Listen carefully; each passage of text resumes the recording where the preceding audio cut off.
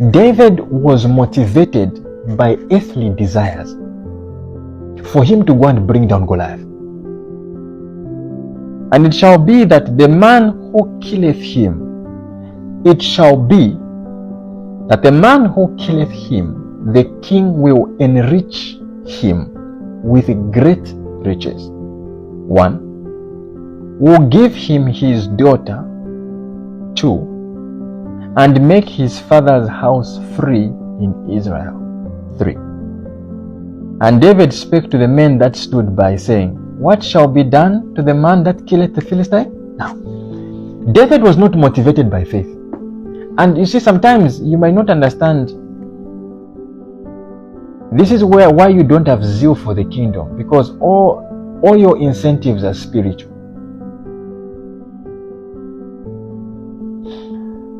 You know why you can't pray? You have no zeal for prayer. There's no incentive. You know why you have no zeal to fast? Faith is the substance of things hoped for. Hebrews chapter 11, from verse 1. Now faith, meaning the faith which manifests now, is a substance. But this substance has to be attached to a hope. Now, the hope that David has, which is causing this substance to be activated, is those three incentives. Okay? 1, riches. 2, a woman. 3, his family. David is not fighting Goliath for God. No. Faith is in man's heart. But you must remember that your spirit is carried by a body. No matter how spiritual you are, your body carries a spirit. And if your body is not involved in the transaction, your spirit will be willing, but your flesh is weak. What do I mean your flesh is weak? There is no incentive. David was motivated by earthly desires for him to go and bring down Goliath. You know why you have no zeal for the kingdom?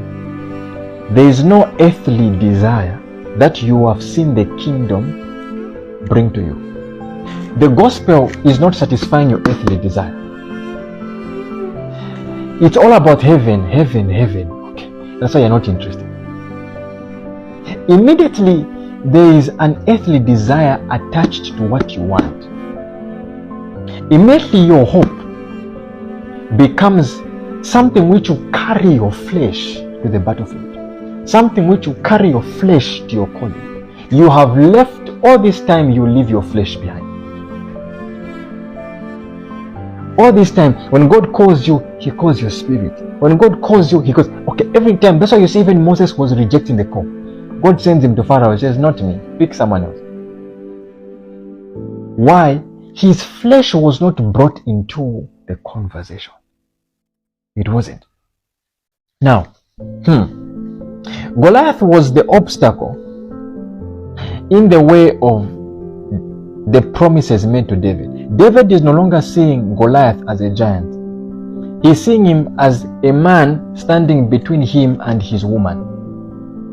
A man standing between him and his family getting free. A man standing between him and riches. The battle changed.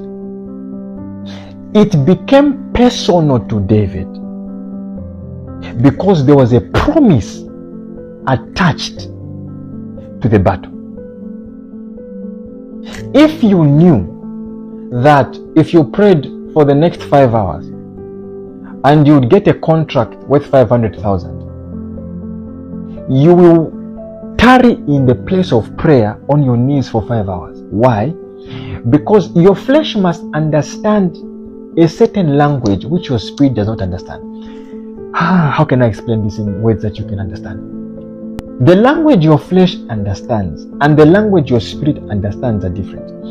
If your flesh must be carried along in the place of prayer, if your flesh must be carried along in your calling, if your flesh must be carried along you must give your flesh a language it desires. You must speak to your flesh in a language it desires. Okay? David was a man full of the Spirit. David was a guy whom Samuel had already poured oil on his head. David was a guy who was going to be ready for the throne. He's not even interested in the throne. He isn't interested. Okay? Until it became personal. Personal why? It became carnal. Until you find a way of making the spiritual carnal. That's the only way the carnal body can feel like it is part of the journey to take you to that place. Because all this time you are fasting the flesh seems like it has been pushed away from the prosperity which you want. Every time you're praying, the flesh is never willing. Why is the flesh not willing? It is never part of the conversation. There is no incentive to the flesh. There is nothing. Because you're always fasting it, you're always beating it down. You're always crucifying it, you're always denying it. You are never denying your spirit, you're never denying your soul. You're always denying your flesh. You're always denying your flesh. Now, for you to defeat a giant, a house divided against itself cannot stand. Your body must be one. Your spirit, soul, and body must be in the conversation. For you to wake up and say, we are going to pray and we'll pray for 2 hours, the flesh must know why it is praying. It does not understand. The flesh is carnal.